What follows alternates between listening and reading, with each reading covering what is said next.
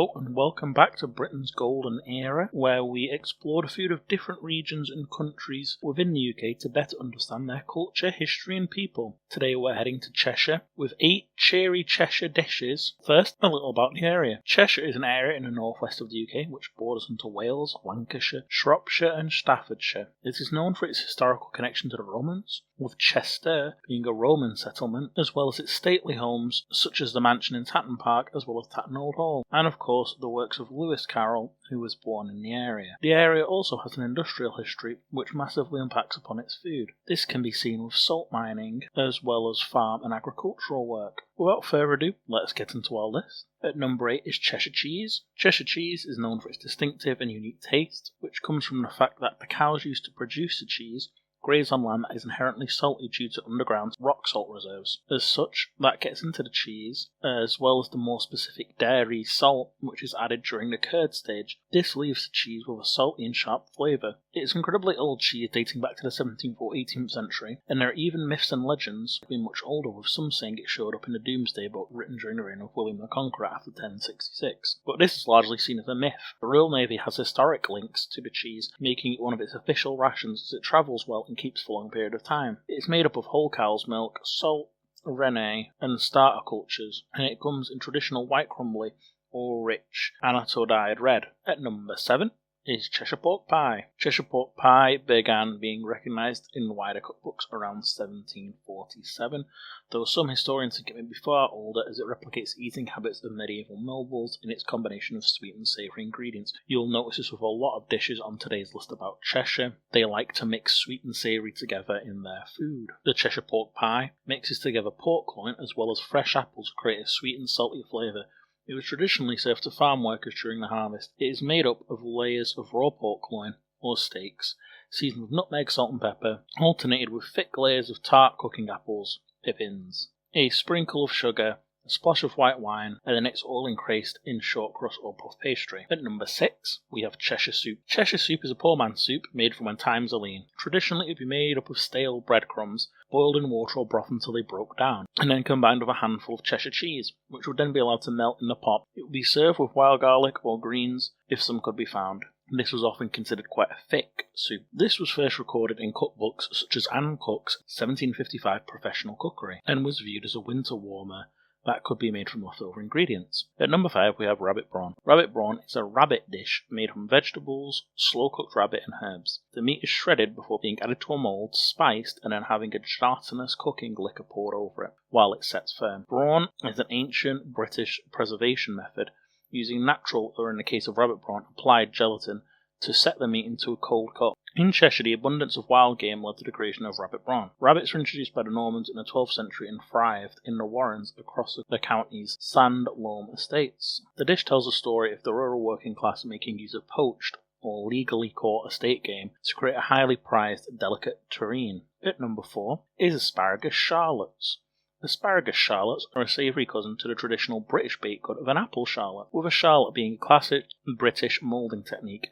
Asparagus charlotte utilises the historical area of Cheshire, which would now be considered Merseyside, and comes from the fact that they would once have had a sweeping coastline complete with sand dunes. In the 19th century, farmers discovered that levelling these dunes created pieces of high alkaline, sandy soil perfect for growing an incredibly sweet, prize-winning variety of asparagus. This elegant, savoury dish was created for grand country houses of Cheshire to show off the short-season spring harvest of asparagus, particularly grown in the dunes. The dish is made from slices of buttered white bread or rings of upright blanched asparagus spears, filled with a sweet, savoury custard of cream, eggs, nutmeg, chopped asparagus tips, and often a scattering of local cheeses baked until set. At number 3 is hacking pudding. Hacking pudding is a strange case as it straddles the line between savoury and sweet dishes. The dish has a rich folklore behind it, and it originates from the Old English word meaning to mince. This in some ways could be seen as an ancestor of the modern British Christmas pudding, hence the view of it as a sweet dish. But it could also be viewed as a close cousin to the Scottish haggis, hence the view of it as being a savoury dish. It was traditionally eaten at the crack of dawn on Christmas morning. According to the 18th century food writer Richard Bradley, custom dictates that if the housemaids didn't have the hacking fully cooked and on the table by daylight, the young men of the town would seize the maid and run it up and down the hills as a penalty. It is made from a mixture of minced lean beef, beef suet, chopped apples, sugar, spices, lemon peel, raisins, and a large portion of oatmeal soaked overnight in milk and all packed into a casing. Now, as we switch over to the sweet treats of Cheshire, we just want to take this opportunity to say if you enjoy the content we make about regional dishes within the UK, as well as looking at a variety of cuisines amongst the countries of the UK, then please click the subscribe button and make sure you turn on notifications so you don't miss new videos. We make this content purely for the love of culture and to try and dispel the idea that British food is bad. It really isn't. Now, changing tacks late in the game this time, talk about the sweet treats of Cheshire. And number 2 is Cheshire cake. Cheshire cake has a dense, dark filling made from soaked, stale cake and breadcrumbs mixed with dried fruit, mixed spices, sugar, and strong black tea, or sometimes golden syrup. This filling is sandwiched firmly between 2 thin layers of short crust pastry. As we have seen, many British desserts from all over the country use tea to some capacity in their construction. Cheshire buns are a variety of Cheshire cake, where the spice, fruit and bread mixture is shaped into individual rounded buns rather than cut from a slab. Despite being made in Cheshire, Cheshire cakes gained popularity across the Irish Sea in Dublin and Cork during the 19th and 20th centuries, where it's also known as ger cake or donkey's gudge. Cheshire cake was born out of bakeries looking to reduce waste reduction, and the idea of making sure you get the most out of everything is a staple of British cooking. Bakers would take all of their stale leftover cake, buns, bread, crusts, mix them up and bake them into inexpensive slabs. Because it was cheap, it became the ultimate street food for working class school children playing truant. Number 1 is Chester pudding. Chester pudding is an indulgent dessert dating back to the Victorian era and serving as an ancestor to the modern lemon meringue pie, with Chester pudding being the British cousin. This dessert highlights the high-end baking of the Chester's historic shopping rows, which are over 700 years old.